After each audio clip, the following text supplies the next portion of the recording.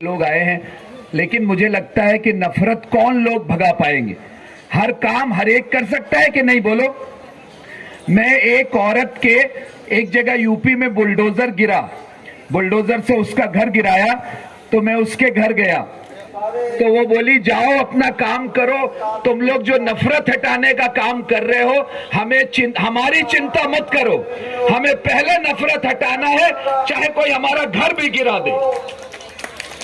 अभी देखो नफरत फैलाने वाले कितने पक्के लोग हैं। वो कहते हैं चाहे सिलेंडर 5000 का बिके, हमें तो नफरत ही फैलानी।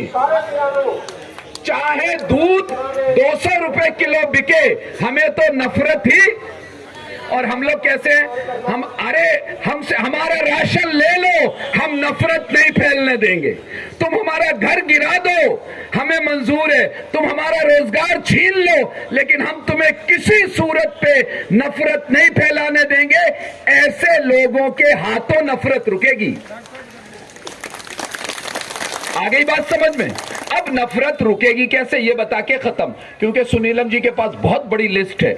नफरत रुकेगी, आग कैसे बुझती है? आग पेट्रोल से बुझती है या पानी से? ये कोई मैं धार्मिक बात नहीं कह रहा हूं, साइंटिफिक बात करता हूं मैं। आग कैसे बुझेगी? और कहीं किसी का जल जाए तो उस पर क्या करोगे? आग अंगारा डाल दोगे, क्या लगाओगे? तो एक शेर है, वो मैंने मेरठ में भी सुनाया था, वो सुना के बात खत्म करूंगा कि नफरत सारी पुलिस वालों, आईबी वालों, इंटेलिजेंस वालों, सब सुन लो, हम सिर्फ मोहब्बत से नफरत को हटाना चाहते हैं। हमारा कोई और प्लान नहीं है, हमारे पास सिर्फ मोहब्बत है। और वो मोहब्बत जो तुम रामराज कहते हो, तुम्हारा रामराज तो झूठा है। हम तो तुलसी बाबा का रामराज जानते हैं। और वो कहते बैर काहू संग न कोई। तो तुम कौन सा ना रामराज नकली लाए हो? इनकी हर बात नकली है, तो नकली मानोगे असली? और असली, अब हम एक शेर है, वो किसी की समझ में आए ना आए, वो मेरे चेहरे तरक नफरतें लाया तो था, मैंने उसके हाथ चूमे और बेबस कर दिया। तुम हमारे घर जलाने आए हो, अरे तुम जल जाओ, हम ये भी नहीं चाहते। तुम हमारा घर जलाते हुए जल जाओ। वो सिलेंडर ले लेके यहां फेंकते ना, तो हम तो ये भी नहीं चाहते कि ये सिलेंडर तुम्हारे हाथ में फट जाए और तुम्हारा हाथ जख्मी हो जाए। ये हमारी कमजोरी नहीं है, ये फर्क है कि हम इंसान हैं और तुम जानवर बन चुके हो। इसलिए इसको ये ना समझना हमें आता नहीं है, किसे गाली देना नहीं आती है, किसे पत्थर फेंकना नहीं आता है, लेकिन हम अपनी इंसानियत के दायरे में रहते हैं। और इंसान होने की बुनियाद यह है कि दूसरे इंसान का दर्द इसके दिल में। इसलिए इस बात को सुन ले, सारी बेवजह ये मारे फिरते हैं, फिल्म लेते हैं। हम सिर्फ मोहब्बत से मिले न रघुपत बिन अनुरागा, किए जोग तप ज्ञान विरागा। हम सिर्फ मोहब्बत चाहते हैं, लेकिन जब तक आप लोग ये इनसे नहीं कहोगे कि तुम हमारा घर गिराओ, हम नफरत नहीं करेंगे। तुम हमारी रोटी छीन लो, हम फिर भी नफरत नहीं करेंगे, क्योंकि हम ऐसी रोटी नहीं चाहते हैं जो इंसान को जानवर बना दे। हम ऐसे रोटी तो चीता भी खाता है, भेड़िया भी खाता है। इसलिए मोहब्बत का जवाब नफरत का जवाब कैसे देंगे, बोलो?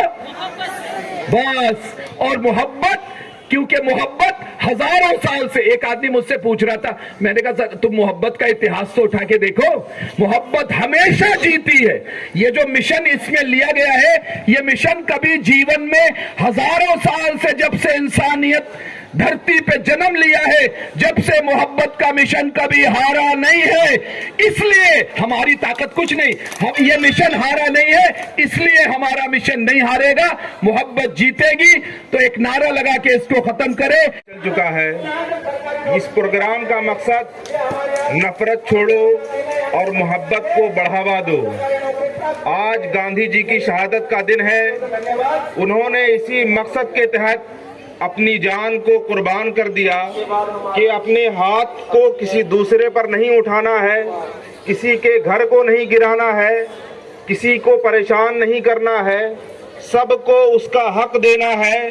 मजदूर को उसका हक देना है, अगर कोई बीमार है तो उसको भी उसका हक देना है, बेहतरीन एजुकेशन के लिए अच्छे स्कूल बनवाने हैं, हॉस्पिटल्स बनवाने हैं। ये सब हमारी और आपकी जिम्मेदारी नहीं बल्कि हर एक नागरिक और सबसे बढ़कर ये गवर्नमेंट और हुकूमत की जिम्मेदारी है कि वो हम सब के टैक्स का सही इस्तेमाल करते हुए, हम सब के पैसों का बेहतरीन इस्तेमाल करते हुए वो हमारे लिए बेहतरीन स्कूल बनवाएं, अच्छे कॉलेजेस बनवाएं, अच्छी यूनिवर्सिटी बनवाएं और अच्छे हॉस्पिटल्स बनवाएं और सबसे बढ़कर हमें रोजगार से लगाएं, हमें मुद्दों से न भटकाएं, बल्कि जो हमारा हक है वो हमें जरूर मिलना चाहिए। कल हम लोगों ने अजमेर शरीफ में ख्वाजा साहब का उर्स मनाया, जिसमें हम सबका यही पैगाम था कि मोहब्बत हर एक से करनी है, नफरत किसी से नहीं करनी है। ये सूफी संतों का देश है, ये महापुरुषों का देश है, ये अच्छे लोगों का देश है। तो हम सबको अच्छा बनना है, हम सबको नेक बनना है, अपने देश को ऊंची से ऊंची और बुलंद से बुलंद बनाना है और अपने मुल्क को, इस देश को, अपने प्यारे हिंदुस्तान को खूबसूरत बनाना है, इसकी हवाओं को अच्छा बनाना है, इसके एनवायरनमेंट के लिए हम सबको काम करना है और इस कामयाब प्रोग्राम को और आगे भी हमें ले जाना है। हर शहर, हर गांव, हर मोहल्ले तक इस प्रोग्राम का जो मकसद है, इस प्रोग्राम का जो उन्वान और लगातार मीडिया एक परसेप्शन बना रहा है, ये मीडिया भी नजर नहीं आएगा जो गोदी मीडिया है। आप और हम ये काम करेंगे, मिलकर भाईचारा स्थापित करेंगे। 2024 के अंदर हम सब लोग संकल्प लेना चाहिए, जो किसानों की कातिल है, जो मजदूरों की कातिल है, जो नौजवानों की कातिल है, इस कातिल सरकारों को गद्दी से उतारने के लिए आज ही से ही इस दिन पर, गांधी जी की पुण्यतिथि पर हमको संकल्प लेना चाहिए कि ऐसे जो देश के हत्यारे हैं, जो फांसीवादी हैं, जो हिंदू और मुसलमान और सिख और ईसाई के नाम पर नफरत पैदा कर लोगों को आपस में लड़ाते हैं, ऐसी लोगों को गांव में नहीं घुसने देंगे। ये संकल्प लेकर हमें यहाँ से जाना चाहिए और लोगों से कहना चाहिए। तो आज हम संविधान को अगर बचाना है, इस देश की नफरत से अगर दूर करना है, तो हमें किसानी भाईचारा स्थापित करना होगा। इस देश का व्यापार, इस देश की किसानी, इस देश के तमाम जो नौजवान हैं, उनको नौजवानों को रोजगार चाहिए, किसानों को उनका हक चाहिए और बेरोजगारों को नौकरी चाहिए। शिक्षा, स्वास्थ्य, तमाम चीजें, हमारी बुनियादी चीजें जो हैं, उनको लेकर जो संघर्ष है, उसको लेकर हम गांव-गांव जाएंगे और आने वाले 2024 के अंदर इस देश के काबिज सरकार को उतारने के लिए हम आपके बीच में, आपके साथ संघर्ष करेंगे।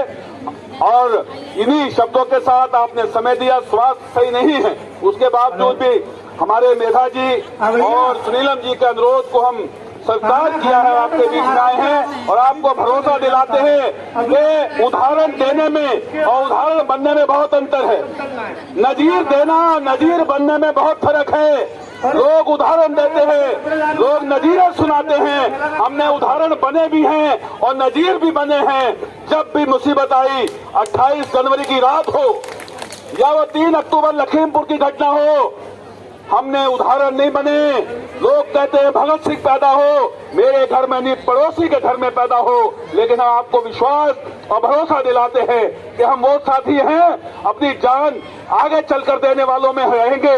भाई, हमारा सौभाग्य होगा इस देश के जुल्म और जालिम सरकार से लड़ते हुए इस देश के गरीब मजदूर किसान के लिए अगर हमारी जान भी चली जाए वो भी कम है, लेकिन हम गद्दारी नहीं करेंगे, संघर्ष करते रहेंगे।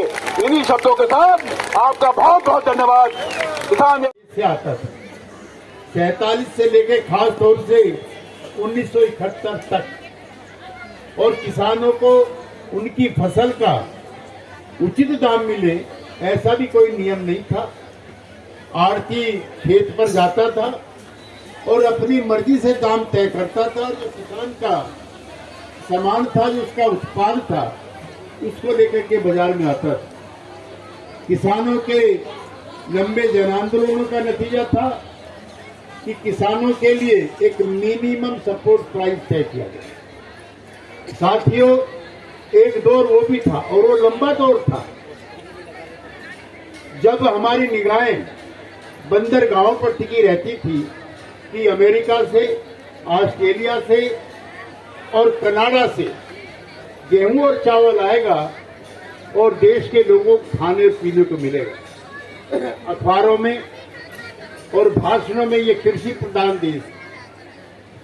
कोई जमाना था जब पहली पंचवर्षीय योजना आई है तो लगभग जीडीपी का 35% ग्रामीण क्षेत्रों के लिए, कृषि के लिए आवंटित था, लेकिन दिन प्रतिदिन वो घट करके अब 12% के आसपास रह गए। आज भारत के किसानों ने दौलत पैदा करके ये परिस्थिति पैदा की कि आज हिंदुस्तान गेहूं का दूसरे नंबर का गेहूं पैदा करने वाला मुल्क बना, दुनिया का नंबर 1 का चावल पैदा करने वाला मुल्क बना, दुनिया का नंबर 2 का चीनी पैदा करने वाला मुल्क बना। आज हिंदुस्तान के ये उत्पाद पूरी दुनिया में जाते हैं, लेकिन भारत के किसान को क्या मिला? लाठी, गोली, जेल, अपमान, तिरस्कार।